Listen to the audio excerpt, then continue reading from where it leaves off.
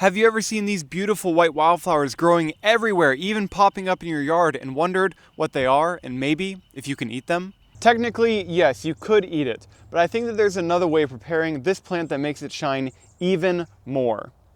What's up, everyone? My name is Jesse, you are watching Feral Foraging, and in this video, we're learning all about Fleabane. I'm gonna show you my favorite way to use it that I look forward to every single year. Plus, we might find out if this thing actually repels fleas or not. And finally, I'm gonna show you how to positively identify it, because I can imagine there's another medicinal plant that looks quite similar to this one that some of you may have in mind. Fleabanes are actually in a group of many similar plants in the genus Origeron. The one that's most common in my area is called common or daisy fleabane. Its scientific name is Origeron philadelphicus.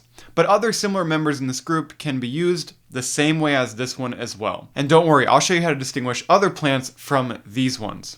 Fleabanes are actually in the aster family. So though what you're looking at here may seem like one single flower with one center and many petals around it, it's actually a compound flower with white ray flowers that look like petals and yellow disc flowers in the center. The ray flowers are very thin, almost thread-like on Fleabane. That'll be important later on. Some species will have slightly wider or slightly smaller ray flowers, but they generally have between 50 to even up to 150 of these petal-like flowers per compound flower head. And sometimes they also have pink tinges in them as well. Those ones are really pretty. Young Fleabane starts off as a basal rosette before sending up a flowering stem. Along the stem, the leaves are alternating, and where they attach, they're clasping to it, and the stem itself is very hairy. Although Fleabane can grow quite aggressively, most of them are native to North America, and they're beneficial to native bees, and they play host to several other moth species. Here's where we question the validity of the whole bane of fleas thing.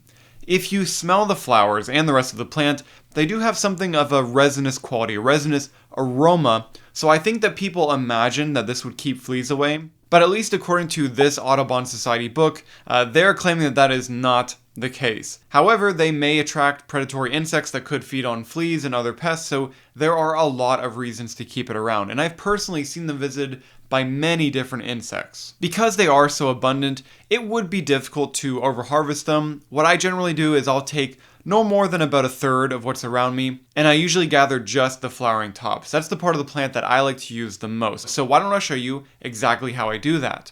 I gather the top flowers into a basket by either snipping them with scissors or just plucking them by hand. Either way works. When you're looking at the flowers, if you ever see some that are a little bit more dim in color, I generally avoid those. I'm looking for ones with a bright yellow center.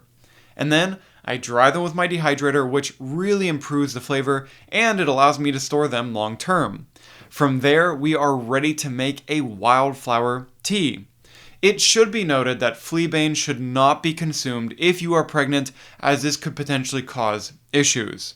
To make tea, I simply steep the flower heads in boiling water for about 10 to 20 minutes, stirring up everything to really increase the flavor. And then after that, I'll strain everything out.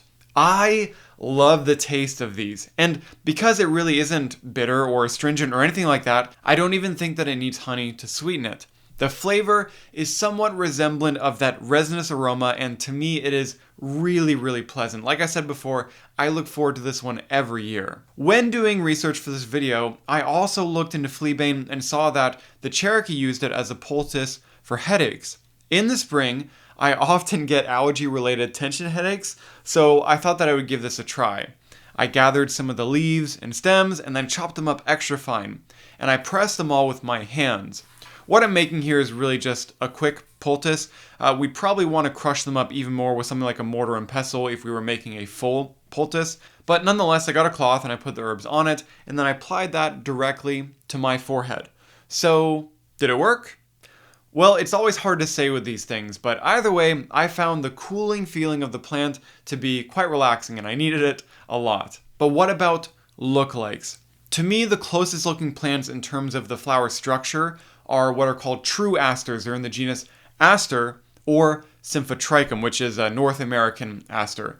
But these, they're usually going to be different in color, and they're going to bloom much later in time than Fleabane, which comes out in the early spring, and in addition, a lot of those have more of a bushy form, and Fleabane tends to come out from a single stem. Then we have a set of plants that look much more similar just based on the color at a first glance. They're also in the aster family, and they have white ray flowers and yellow disc flowers. But here's a detail that's going to separate them all very easily. They have much wider ray flowers. And here's that one plant that comes to mind when people see Fleabane. Of course, they think of chamomile, which in addition to having those wider ray flowers, also has much more three-dimensional flower heads. It's a really easy way to tell them apart. But this next one, it doesn't look quite as similar, but I want you to know about it because it grows in the same area as Fleabane, and it blooms at the same time, and it's actually toxic. And it looks like a different group of edible plants that I want to make sure people know how to differentiate. I made a whole video dedicated to the subject, which you can watch right here. I really think it's going to be helpful to you, and I hope to see you there.